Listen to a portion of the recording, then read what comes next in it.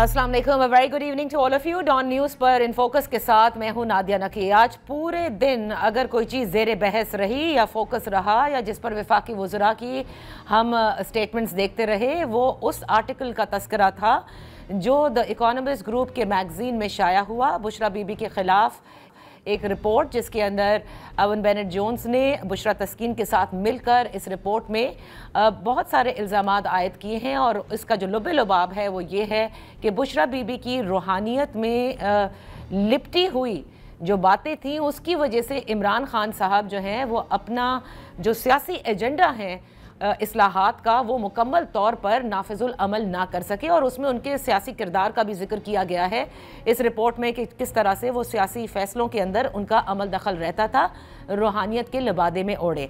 लेकिन इस सारी बहस के बावजूद जो असल चीज़ है उससे आप नज़र नहीं हटा सकते, और वो है 27वीं आइनी तरमीम जो अभी हुकूमत ने पास की। और हुकूमत और उसकी इत्तेहादी जमातें मुतमईन हैं और इसका दिफा भी करती आई हैं, लेकिन आज के दिन तो चलें वो इस रिपोर्ट का दिफा करती नज़र आई।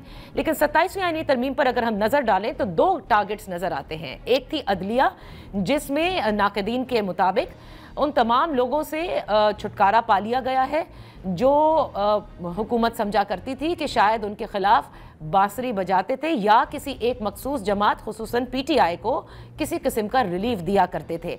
दूसरी जानिब आर्टिकल 243 की तरमीम है जिसके हवाले से अब वो तमाम तर जो रूल्स थे और एक्ट्स के अंदर आर्मी एक्ट में वो भी तब्दील कर दिए गए और उसके बाद सदर मुमलिकत की जानिब से उस पर मोहर भी सख्त कर दी गई है। इसके हवाले से नाक़दीन का यह कहना है कि 1976 के बाद सबसे ज़्यादा अगर ये इसमें तब्दीली, बहुत बड़ी तब्दीली लाई गई है और इस 27वीं तरमीम के ज़रिए एक ही ऑफिस के अंदर तमाम तर पावर को सेंट्रलाइज कर दिया गया है, जिससे वो ये समझते हैं कि एक बैलेंस जो है वो नहीं रहेगा। और ये बैलेंस न सिर्फ सिविल और मिलिट्री के दरमियान बल्कि ख़ुद इस इंस्टीट्यूशन के दरमियान जो है वो ख़तरा साबित हो सकता है। जबकि हुकूमत की जानिब से ये कहा गया है कि ये जदीद तकाज़ों पर मबनी तरमीम की गई है और ये वक्त की ज़रूरत थी। और फिर हम ये भी सुनते आए हैं कि पार्लियामान का इस्तेहकाक है वो किसी किस्म की तरमीम भी कर सकती है, लेकिन सवाल ये उठ रहे हैं कि बेशक इस्तेहकाक है पार्लियामान का कि वो लेजिस्लेट भी करे, वो आइन में तरमीम भी करे, लेकिन जब आइन में तरमीम में चंद क्लॉसेज ऐसे डाल दिए जाएँ जिसमें ये कहा जाए कि इसको किसी भी अदालत में चैलेंज नहीं किया जा सकता, तो फिर तमाम तर सवालों के जवाब मिल जाते हैं कि यानी एतराज़ किसी सूरत भी नहीं किया जा सकता। इन तमाम उमूर पर बात करते हैं। इन फोकस हैं साबिक वफाकी वज़ीर हैं पाकिस्तान मजनून के सीनियर रहनुमा खुर्रम दस्तगीर साहब। बेहद शुक्रिया फॉर जॉइनिंग अस।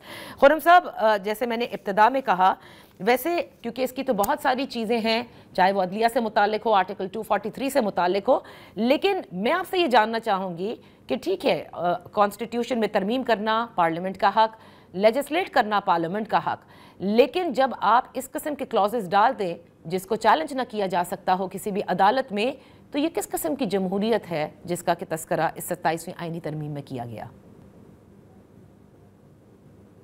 जी, जमहूरियत ये है कि मुकन्नना का बनाया हुआ हर कानून अदालत में चैलेंज हो सकता है गैर आइनी होने के बुनियाद पे, लेकिन आइनी तरमीम चैलेंज नहीं हो सकती क्योंकि वो बराह रास्त पाकिस्तान के अवाम की तरफ से हक दिया गया है पाकिस्तान के मुंतखब नुमाइंदों को कि वो पाकिस्तान का आइन बनाएं। तो लिहाजा उसके तहत कोई भी कानून साजी इस तरह भी कल हुई है कौमी असम्बली में, बिल्कुल जरूर उसको चैलेंज करें कि जी और बताएं कि आर्टिकल कौन से जो बुनियादी हकूक हैं जिससे ये कानून साजी मुतसादिम है।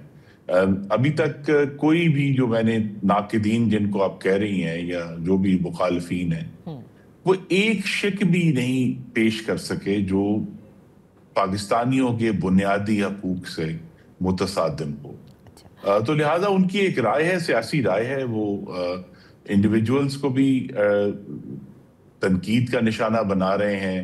वो जो है सबसे जो पाकिस्तान में रवाज है कि जो नीयत है हुकूमत की उसको अटैक किया जाता है, लेकिन असल मतन के ऊपर कोई अभी तक वाज़े और दुरुस्त एतराज सामने नहीं आया। तो सर एक चीज़ मैं खुद पूछ लेती हूँ, वो दुरुस्त एतराज़ करे ना करे हमारा सवाल बनता है, जब आप किसी को ताहयात इम्यूनिटी देते हैं تو میں یہ جاننا چاہتی ہوں کہ پاکستانی اگر کسی قسم کی بھی ان پر کوئی الزام عائد ہوتا ہے اور ان کو ٹرائی کیا جا سکتا ہے اور وہ اپنی انیسنس ان کو ثابت کرنی ہوتی ہے، تو بڑے مسندوں پہ بیٹھے لوگ کیسے استثناء حاصل کر سکتے ہیں؟ ان کو یہ کلوز کیوں دیا گیا؟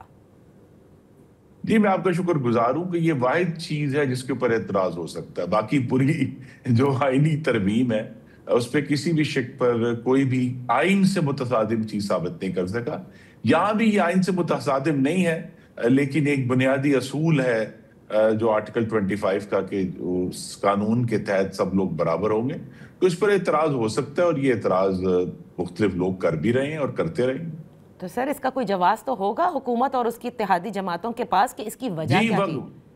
جی وقت کے جو حکومتی وزراء ہیں وہ ضرور، مجھے یقین ہے، مجھ سے بہت بہتر اس کی توجہ دے سکتے ہیں کہ یہ کلوز کیوں ایڈ کی گئی. لیکن اس سے زیادہ اہم یہ ہے کہ عدلیہ کے معاملات پہلے سے زیادہ شفاف ہوئے ہیں. اس میں پارلیمان کی جو نگرانی ہے وہ بڑھی ہے. اس سے عدلیہ کے ایشوز میں بھی سٹیبلٹی آئے گی، اور جو آرٹیکل 243 میں ترمیم ہوئی ہے وہ پاکستان کی جو سو کالڈ ڈیفنس آرگنائزیشن ہے، یعنی پورا سٹرکچر جو ہے اس میں بھی جدیدیت لے آئے ہیں. اور یہ آج کا نہیں ہے، بہت سارے لوگ، میں بشمول میرے، 2013 سے اس کے اوپر کام کر رہے ہیں. 2020 میں بھی یہ ڈسکشن ہوئی تھی. لہٰذا یہ ڈسکشن آج کی نہیں ہے، اور اس پہ بھی ہمیں یہی دیکھنا ہے کہ اگر ملک نے آگے بڑھنا ہے تو ہمیں جو چیلنجز سے مقابلہ کرنے کے لیے آئین کو منجمد نہیں رکھا جا سکتا. اسی طرح ہمارے سامنے جو 18ویں اور 19ویں ترمیم کی تھی، جس کا میں بھی حصہ تھا، ووٹر تھا، اس کے اثرات جو ہیں 15 سال بعد سامنے آ گئے ہیں.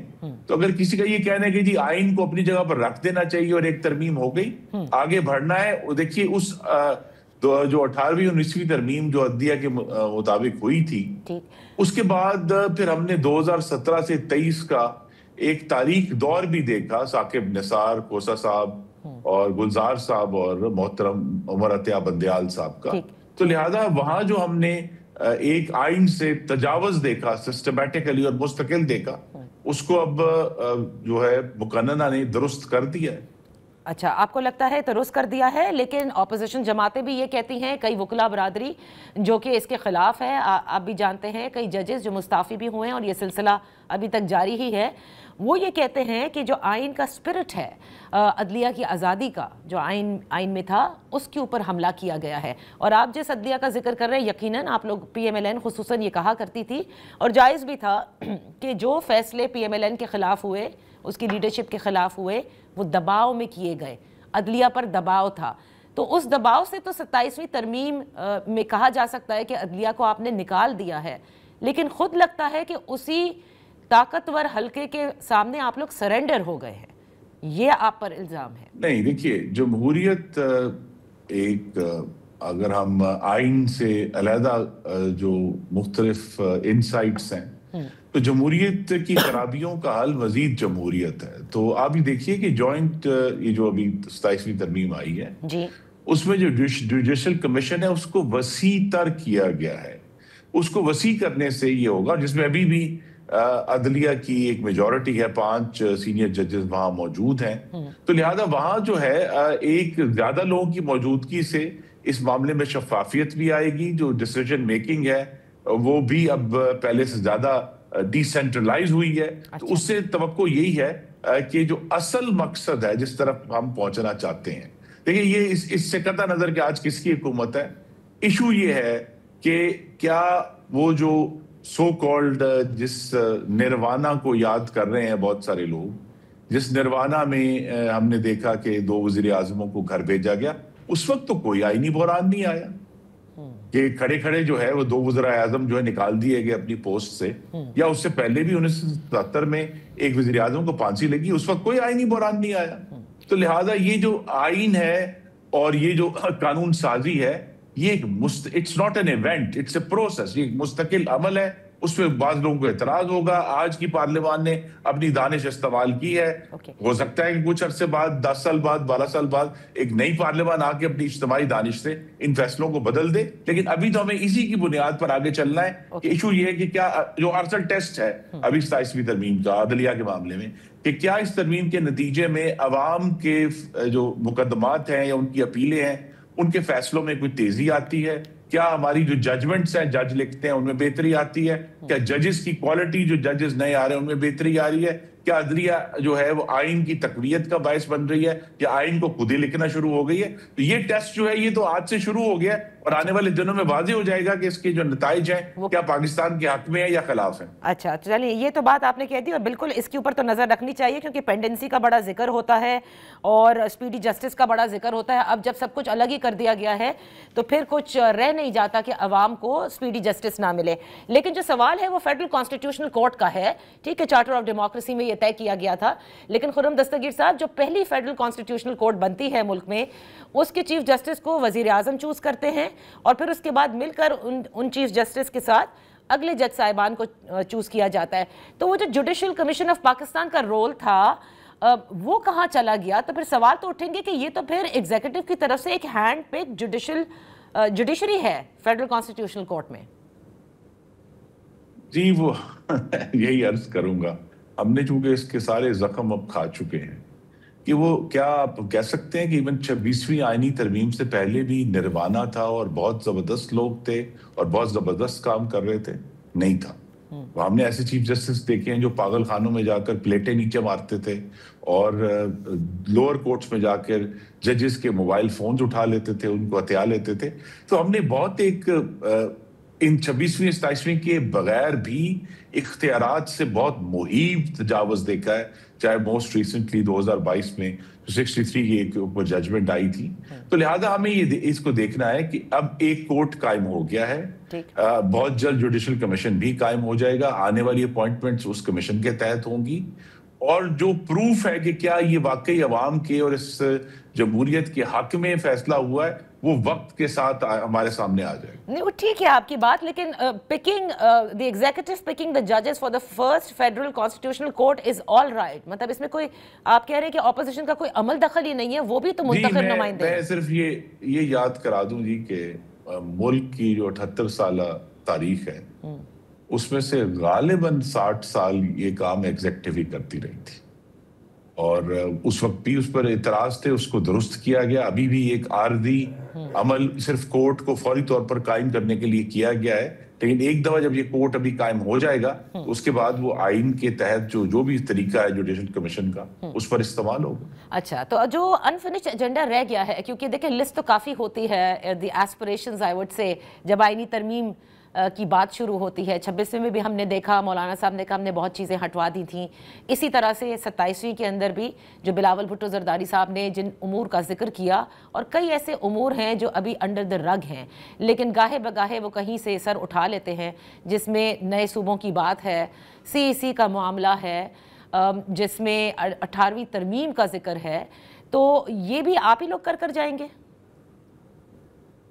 جی ضروری نہیں ہے، اور یہ جب ہم دیکھتے ہیں کہ حکومت کی اپنی ایک وش لسٹ ہو سکتی ہے، لیکن جب وہ جمہوری اس چکی کے اندر جاتی ہے تو اس کی سارے جو شارپ ایجز ہیں وہ گول ہو جاتی ہیں، وہ صاف ہو جاتی ہیں، اور اسی کو جمہوریت کہتے ہیں کہ حکومت جو ہے وہ جتنی مرضی اس کی ایمبیشس وش لسٹ ہو، چونکہ جمہوریت ہے، آپ نے عوام سے ووٹ لینے ہیں، دوسری جماعتیں ہیں، ان کی جو رضامندی ہے وہ بھی چاہیے، تو اس کی جو شارپ ایجز ہیں وہ گول ہو جاتی ہیں اور ایک بڑا منیمم ایجنڈا جو ہے وہ سامنے آتا ہے۔ تو لہٰذا وقت کے ساتھ ساتھ اگرچہ ایک وزیر صاحب نے تو 28ویں ترمیم کا عندیہ بھی دے دیا ہے، لیکن یہی بات ہے کہ حکومت کو جب یہ محسوس ہوگا کہ معاملات کو درست کرنا ضروری ہے، اور وہ ضروری نہیں کہ فوری طور پر ہو سکتا ہے 6 مہینے لگ جائے۔ دیکھیں 26ویں ترمیم کے وقت بھی 27ویں کی بازگشت شروع ہو گئی تھی، لیکن پورا 1 سال لگا اس کو کرتے ہوئے۔ صحیح۔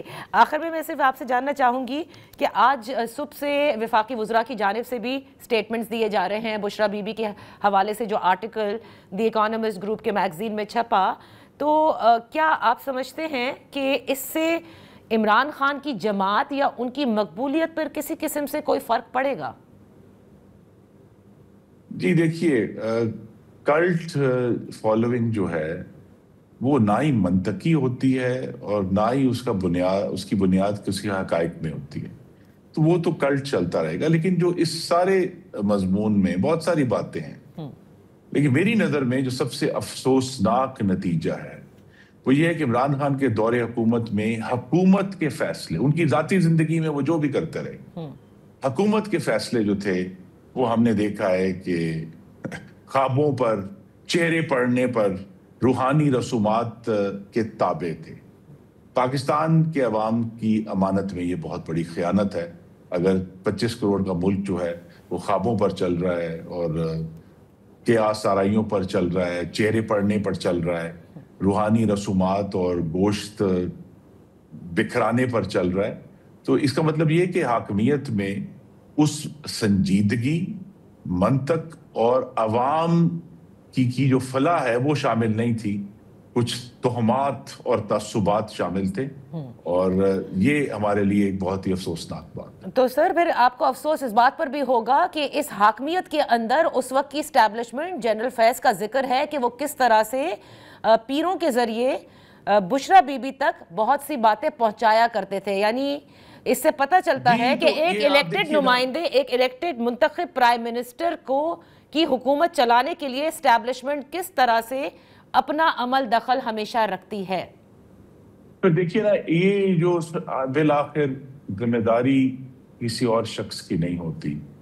पाकिस्तान का आइन है the buck stops at the prime ministers desk. अगर फैसले जो हैं वो किसी इंस्टीट्यूशनल मैकेनिज्म के तहत नहीं हो रहे और तोहमात पर हो रहे हैं, पसंद नापसंद पर हो रहे हैं और कोई रूहानी अमल पर हो रहे हैं, तो कोई और शख्स जिम्मेदार नहीं है। वो जिम्मेदार जिस तरह 190 मिलियन पाउंड केस में और कोई शख्स जिम्मेदार नहीं है। जिम्मेदार वो शख्स है जिसने पाकिस्तान की वजारत उज़्मा का और पाकिस्तान के 25 करोड़ लोगों की जिम्मेदारी उठाई थी। बिल आखिर जवाब उसने देना है और किसी ने नहीं देना। यहाँ पर वक्त हुआ है एक ब्रेक का। ब्रेक के बाद जब वापस हाजिर होंगे तो पाकिस्तान तहरीक भी पूछेंगे कि इस पर उनकी क्या राय है, क्या वो किसी किस्म की कोई कानूनी चाराजोई करेंगे या नहीं।